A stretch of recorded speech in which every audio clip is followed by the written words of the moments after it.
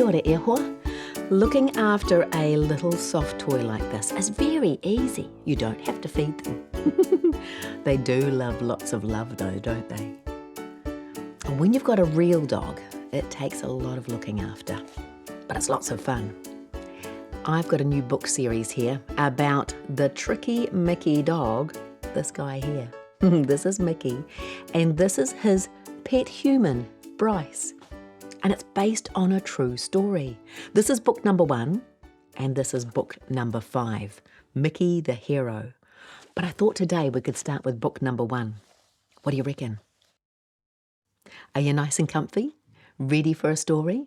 About tricky Micky? Well, let's begin. This is Micky here, and there's some information at the beginning of the book all about Micky. Here's a picture of Micky and his pet human, Bryce. Micky, the excitable dog, felt left out from the start. He desperately needed to find someone with heart. Before the dog shelter, he'd wondered and waited and sulked in despair, hoping and dreaming a kind friend would come near. His tummy was empty. He hardly got fed. He had slept cold at night with dreams in his head. He was scared and felt completely alone. Surely one day he'd get a real home. Look at poor Micky. He does not look happy, does he? But now he's safe in the Animal Welfare Centre. A squeal of the gate and footsteps came near. Micky wagged his tail in cheer. Was he about to be saved from all of his strife? Had his dreams come to life? Kind hands placed before him a fill for his tum. He slopped and he slurped till he'd munched every crumb. He sniffed with his nose and sucked food like a hoover. This pet human couldn't be smoother. Look at all those biscuits in his mouth. He still has a very sad face, but his tail's beginning to wag. Can you see? And that means a dog is happy.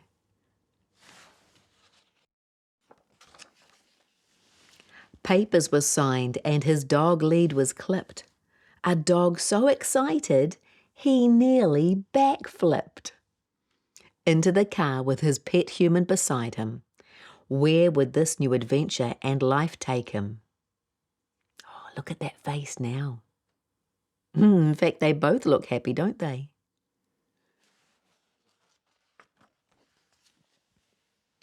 With the sun warm on his fur and a warm glow in his heart, a brand new shining pet human, the most excitingest start.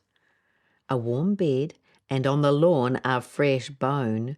Micky knew he was finally home. They played and they wrestled and became best of mates. Life had become full and ever so great.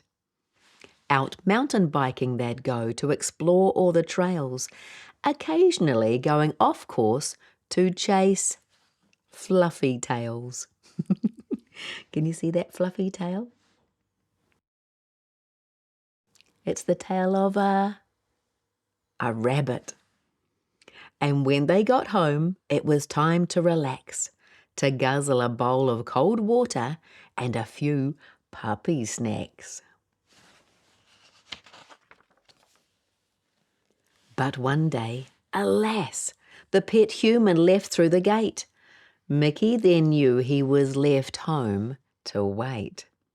He whined and he barked and he scratched and he cried. He howled and he sobbed. He tried and he tried. Alas, he'd been left all alone. Nothing would calm him, not even his bone. He sulked in a tantrum for what seemed like all day. For leaving him at home, the pet human must pay. Uh-oh. What's he going to do?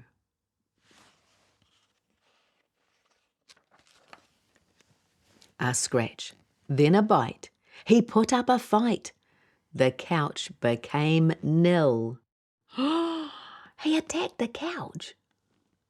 Crunched up, munched up, ripped and torn, the evidence was scattered all over the lawn. The trophy surprise was awaiting. Although not a deed of beauty, Micky knew this message was his duty. He was trying to get a message across to the owner.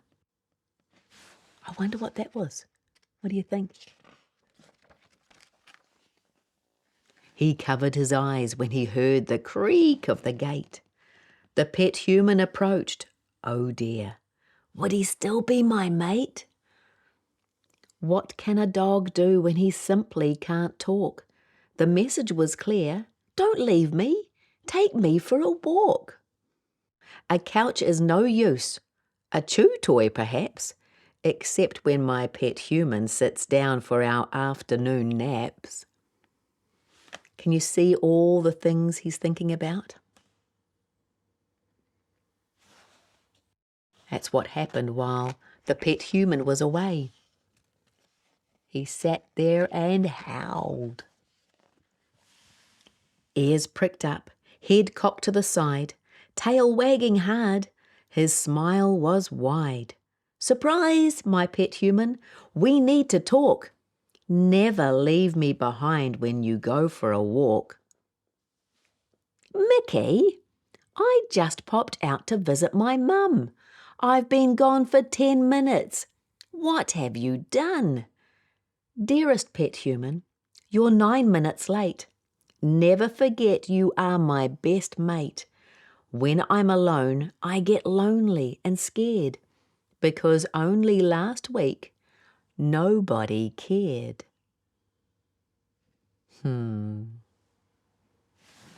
It's a bit hard, isn't it, poor old pup? The pet human crouched down and tickled his chin. His love and kindness trickled on in. Lucky for you, I have a big heart. I've promised you love unconditionally right from the start. Everyone makes mistakes. This is true. You don't have to be perfect. Just be the best version of you. Curled up and snuggled up on a lap, as safe as could be, his eye slightly opened, reminiscing with glee. The pet human's heart he had won, mischievous and tricky, yet lovable Micky, loved by the ton. And that's the end of the story. So even though Micky had attacked the couch, Bryce knew he had done it because he was feeling lonely and scared. I think they need to spend a lot more time together and for Micky to get used to Bryce going away. Now, in the back of the book, there's some information about the author, Debbie Wastney, the illustrator, Mike Howell, and there's a page of doggy do's. Things that you should do to look after your dog. And in the back here, information about the other books in the Micky series. And look, another picture of Micky. Did you enjoy that story? Well, if you want to find out more about this book series by Debbie Wastney and illustrated by Mike Howell, you can visit copypress.co.nz. And come and visit me again soon. I'll find us another good book to read, okay? Ka kite. Goodbye, my friend.